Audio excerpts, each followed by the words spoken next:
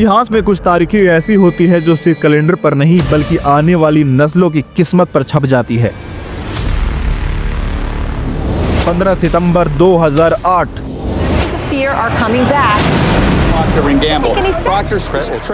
एक ऐसी ही तारीख थी जिस दिन दुनिया की सबसे ताकतवर अर्थव्यवस्था ने अपने घुटने टेक दिए थे। लेकिन इस भूचाल की कहानी 3 साल पहले शुरू होती है। साल 2005 अमेरिका एक ऐसी पार्टी में डूबा हुआ था जो कभी खत्म नहीं होगा ऐसा लग रहा था। पैसा हवा में था, स्टॉक मार्केट एक रॉकेट था जिसकी मंजिल चांद थी, और इस रॉकेट का फ्यूल था अमेरिकी लोगों का भरोसा, उनका घर खरीदने का सपना। इस पार्टी का म्यूजिक सिर्फ एक शब्द था, खरीदो खरीदो खरीदो। लेकिन वॉल स्ट्रीट का एक नियम है, हर पार्टी की एक सुबह होती है और वह सुबह क़यामत लेकर के आती है। New York City Bank has effectively gone under and other banks are under close watch. सिर्फ 72 घंटों में दुनिया का फाइनेंशियल सिस्टम ताश की पत्तों की तरह ढह गया। लाखों लोगों की जिंदगी भर की कमाई राख बन गई, खरबों डॉलर्स भाप बनकर उड़ गए। लेकिन क्या आप यकीन करेंगे कि इसी तबाही के मलबे के नीचे एक कहानी दबी थी, एक ऐसे जीनियस की जिसने 3 साल पहले इस सुनामी को आते हुए देख लिया था। एक अकेला आदमी जो दुनिया की सबसे बड़ी ताकत के खिलाफ खड़ा था, और जब पूरी दुनिया अपनी बर्बादी का मातम मना रही थी तब वह इतिहास का सबसे बड़ा मुनाफा कमा रहा था। ये कहानी उस पागलपन की नहीं है जो दुनिया पर छाया था, ये कहानी उस जीनियस की है जिसने उस पागलपन को पढ़ लिया था। ये कहानी है एलेक्स की।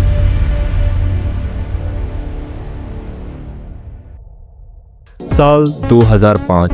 एलेक्स अपनी हेज फंड कंपनी का सबसे होनहार लेकिन सबसे अजीब ट्रेडर था। जहां दूसरे ट्रेडर गैम्बलर स्टॉक्स और कंपनियों पर दांव लगा रहे थे, वहीं एलेक्स के बॉस ने उसे सबसे उबाऊ काम सौंपा था, मॉर्टगेज बैंक सिक्योरिटीज का एनालिसिस करना। ये वो सुरक्षित बॉन्ड थे जिन्हें वॉल स्ट्रीट सोने का अंडा कहता था।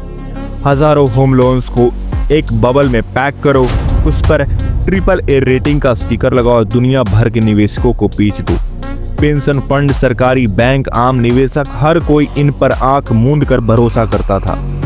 ये अमेरिकी अर्थव्यवस्था की रीढ़ की हड्डी माने जाते थे। भला घर की कीमतें कभी नीचे जा सकती है क्या, यही सोच थी सबकी। लेकिन एलेक्स की आदत थी कि वो स्टिकर पर नहीं, उसके अंदर का सामान देखता था। एक रात ऑफिस में जब सिर्फ एलेक्स और सफाई कर्मचारी ही बचे थे, वो उन बॉन्ड्स के हजारों पन्नों के प्रोस्पेक्ट्स में डूबा हुआ था। कॉफी के कपों का पहाड़ उसकी डेस्क पर बन चुका था। उसकी आंखों उन बारीक अक्षरों को पढ़ते पढ़ते जल रही थी जिन्हें कोई नहीं पढ़ता था। और तभी उसे वो दिखा, उसे एक सब प्राइम लोन की फाइल मिली। लोन लेने वाला एक स्ट्रॉबेरी तोड़ने वाला मजदूर था जिसकी सालाना आय लगभग $14,000 थी, लेकिन उसे $7,50,000 का लोन दिया गया था, बिना किसी इनकम प्रूफ के, बिना किसी डाउन पेमेंट के। एलेक्स को लगा कि गलती होगी। उसने दूसरा लोन देखा, फिर तीसरा, फिर 100वां, फिर 1000वां। कहानी वही थी। वेटर्स, ड्राइवर, बेरोजगार ऐसे लोगों को लोन दिए जा रहे थे जो पहली किस्त भी चुका नहीं सकते थे। उसके हाथ कांपने लगे। ये कोई गलती नहीं थी, ये घोटाला था, ये सिस्टम में छुपा हुआ टाइम बॉम्ब था। उसने समझा कि ये सुरक्षित बॉन्ड्स दरअसल कचरे के ढेर पर बनाए गए थे।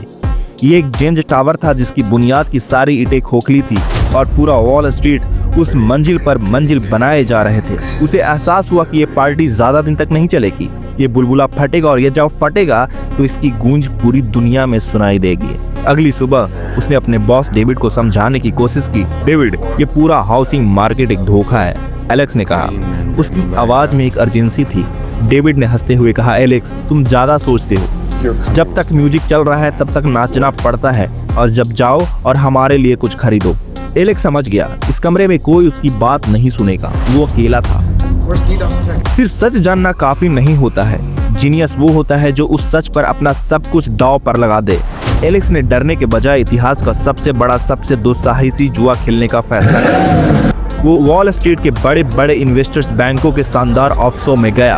गोल्डमैन सैक्स, ड्यूस बैंक, लेहमन ब्रदर्स। उसने उन चमकते हुए सूट पहने बैंकरों से एक अजीब सी चीज मांगी, अमेरिकी हाउसिंग मार्केट के तबाह होने का बीमा, यानी कि CDS। सरल भाषा में इसे एलेक्स ने कहा था कि मैं तुम्हें हर महीने एक मोटी फीस यानी कि प्रीमियम दूंगा ये इस बात की शर्त है कि तुम्हारा ये सुरक्षित बॉन्ड वाला बिजनेस एक दिन डूबेगा और जिस दिन ये डूबेगा तुम लोग मुझे अरबों डॉलर दोगे। मीटिंग रूम में बैठे बैंकर पहले तो चौंके, फिर जोर जोर से हंसने लगे। एक बैंकर ने अपनी कुर्सी पर पीछे घूमते हुए कहा, बेटा तुम अमेरिकी सपने के खिलाफ शर्त लगा रहे हो, ये तो कभी नहीं डूब सकता। उसके लिए ये मुफ्त का पैसा था। एक पागल लड़का उन्हें हर महीने लाखों डॉलर्स देने को तैयार था, लेकिन उन्होंने एलेक्स को वो हथियार बेच दिया जिससे वो उन्हीं की सल्तनत को तबाह करने वाला था। अगले 1.5 साल तक हाउसिंग मार्केट और ऊपर जाता रहा। एलेक्स की कंपनी हर महीने लाखों डॉलर प्रीमियम के तौर पर जला रही थी। आग की लपटों में पैसा झोंका जा रहा था। उसके निवेशक उस पर चिल्लाने लगे, तुम हमारा पैसा बर्बाद कर रहे हो एलेक्स। ईमेल्स की बाढ़ आ गई। उसके अपने बॉस ने उसे आखिरी चेतावनी दी, अगर 3 महीने में तुम मुनाफे में नहीं आए तो तुम्हें निकाल दिया जाएगा। वो अकेला पड़ गया था। हर सुबह जब वो उठता तो वो पूरी दुनिया की खबरें, सारे एक्सपर्ट्स, सारे चार्ट्स चीख कर रहे होते, तुम गलत हो, तुम पागल हो। यही एक ट्रेडर की असली इम्तिहान होता है, जब पूरी कायनात आपके खिलाफ हो, जब आपका अपना दिमाग भी शक करने लगे, क्या तब आप अपने एनालिसिस पर टिके रह सकते हैं? एलेक्स टिका रहा। उसे अपने डेटा पर, उस स्ट्रॉबेरी तोड़ने वाले मजदूर की लोन की फाइल पर, अपनी सच्चाई पर अटूट विश्वास था। वो हर सुबह उठता और खुद से कहता, मैं पागल नहीं हूँ, मैं बस सबसे 3 साल आगे हूँ। और फिर समय आता है 2007 का। दीवारों में पहली दरारें दिखने लगी थी। छोटे मोटे मॉर्टगेज कंपनियां दिवालिया होने लगी थी। ये भूकंप से पहले के छोटे छोटे झटके थे, पर एलेक्स की भविष्यवाणी सच होने लगी थी। लेकिन बड़े बैंक अब एक नया खेल खेल रहे थे। वो सच को छुपा रहे थे। वो अपने घाटों को अपनी बैलेंस शीट में दिखाने से इनकार कर रहे थे। रेटिंग एजेंसियां अब भी उन कचरा बॉन्ड्स को AAA की पवित्र रेटिंग देते जा रहे थे। एलेक्स सही था, फिर भी उसका पैसा नहीं बन रहा था। वो सिस्टम की गलती से नहीं, सिस्टम के फ्रॉड से लड़ रहा था। उसका गुस्सा और हताशा बढ़ने लगी। वो रात भर जागता, ये सोचता कि सच दुनिया के सामने कैसे आएगा। और फिर आई वो तारीख, 15 सितंबर 2008। लेहमन ब्रदर्स वॉल स्ट्रीट का 150 पुराना स्तंभ, एक ऐसा बैंक जिसे डूबने के लिए बहुत बड़ा माना जाता था, दिवालिया हो गया।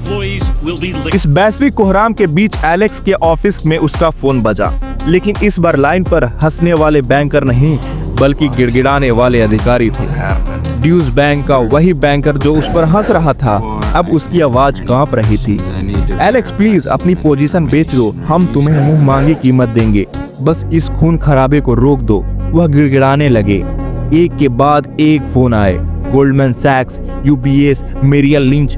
कल तक जो खुद को ब्रह्मांड का राजा समझते थे, आज 30 साल के लड़के के सामने रहम की भीख मांग रहे थे। एलेक्स ने शांति से अपनी सारी पोजीशंस को एक एक करके बंद किया। उसकी कंप्यूटर स्क्रीन पर आखिरी नंबर चमक रहा था, $2.69 बिलियन का मुनाफा। एक अकेले आदमी ने अपने दिमाग और हिम्मत के दम पर पूरी दुनिया की सबसे ताकतवर फाइनेंशियल मशीन को हरा दिया था। उसने कोई जश्न नहीं मनाया, बस अपनी कुर्सी पर चुपचाप बैठा रहा। बाहर शहर में मचे कोहराम को देखते हुए वो जीत गया था, लेकिन इस जीत की कीमत पूरी दुनिया ने चुकाई थी। एलेक्स की कहानी सिर्फ एक फिल्म स्क्रिप्ट नहीं है, ये ट्रेडिंग और निवेश का सबसे बड़ा सच है। भेड़ चाल हमेशा आपको खाई में गिराएगी, असली मौके वहां होते हैं जहां कोई नहीं देख रहा होता। एलेक्स ने उन बारीक अक्षरों को पढ़ा जिन्हें सब नजरअंदाज कर रहे थे। आपको चार्ट में वो पैटर्न खोजना है जिसे बाकी लोग मिस कर रहे हैं। आपकी एनालिसिस जब कर रहे हो तो आप अपने एनालिसिस पर अडिग रहेगा। बाजार आपको हर रोज गलत साबित करने की कोशिश करेगा। लोग आपको पागल कहेंगे, आपका दिल डूबेगा, लेकिन अगर आपकी रिसर्च ठोस है तो उस पर टिके रहने की हिम्मत ही आपको विजेता बनाएगी। एलेक्स ने आने वाली सबसे बड़े रिस्क को पहचाना और CDS के जरिए उसने अपनी जिंदगी का सबसे बड़ा मुनाफे में बदल दिया। एक सफल ट्रेडर का काम रिस्क के भागना नहीं, उसे मैनेज करना और उस पर सवारी करना आना चाहिए। दोस्तों, 2008 की वो दुनिया आज भी जिंदा है। नए बुलबुले हर रोज बन रहे हैं और फूट रहे हैं, चाहे वो क्रिप्टो हो, कोई खास स्टॉक हो या कुछ और। मौके आज भी है वही है, बस उनका चेहरा बदल गया है। सवाल ये नहीं है कि अगला क्रैश कब आएगा, सवाल ये है कि जब वो आएगा तो क्या आप भेड़ चाल के साथ डूबने वालों में से होंगे या एलेक्स की तरह उस तूफान पर सवारी करने के लिए तैयार होंगे। ट्रेडिंग सिर्फ पैसा बनाने का खेल नहीं है, ये दिमाग, हिम्मत और अनुशासन का खेल है दोस्तों। अपनी रिसर्च शुरू करें, सीखना शुरू करें, क्योंकि इतिहास का अगला ट्रेडर शायद आप हों। ये दुनिया आपका इंतजार कर रहा है। दोस्तों, अगर आपको यह वीडियो अच्छी लगी है तो अपने दोस्तों के साथ शेयर करें। मिलते हैं नेक्स्ट एपिसोड में, तब तक के लिए धन्यवाद।